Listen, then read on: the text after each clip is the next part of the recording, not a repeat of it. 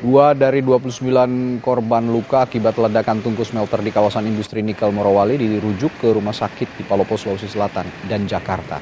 Ambulans milik RSUD Morowali ini sedang mempersiapkan satu pasien dirujuk ke Palopo. Pasien mengalami luka bakar dan harus menjalani bedah saraf. Sementara satu tenaga kerja asing dirujuk ke Jakarta untuk penanganan lanjutan. Korban mengalami patah tulang panggul karena melompat menghindari kebakaran.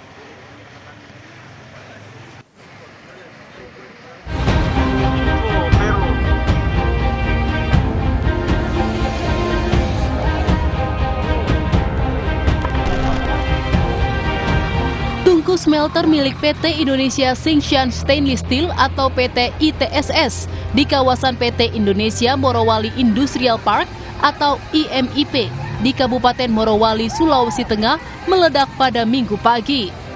Akibatnya, 35 pekerja menjadi korban, 13 meninggal dunia, 5 diantaranya adalah tenaga kerja asing.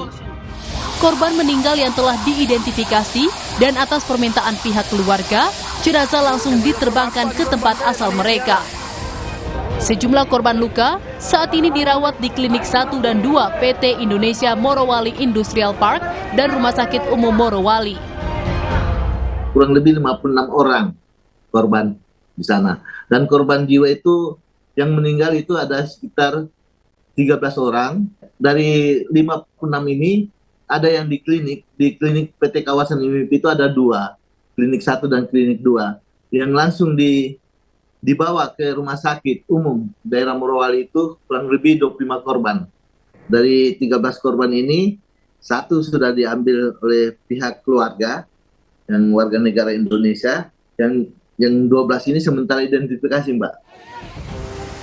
Kapolda Sulawesi Tengah Irjen Agus Nugroho menyebutkan, ledakan terjadi ketika ada 35 pekerja yang tengah memperbaiki salah satu tungku pembakaran. Pada saat perbaikan, terjadi ledakan yang mengakibatkan tabung oksigen di area pengerjaan ikut meledak. Yang mana pada saat perbaikan dimaksud, terjadi ledakan, mengakibatkan oksigen, tabung oksigen yang berada di sekitar areal ikut meledak, dan dari kejadian tersebut terjadi kebakaran sehingga mengakibatkan korban sejumlah 35 orang.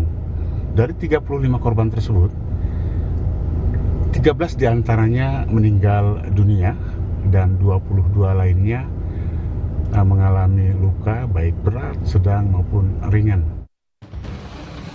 Saat ini PT Indonesia Morowali Industrial Park terus berkoordinasi dengan sejumlah pihak terkait untuk menginvestigasi hingga penanganan korban.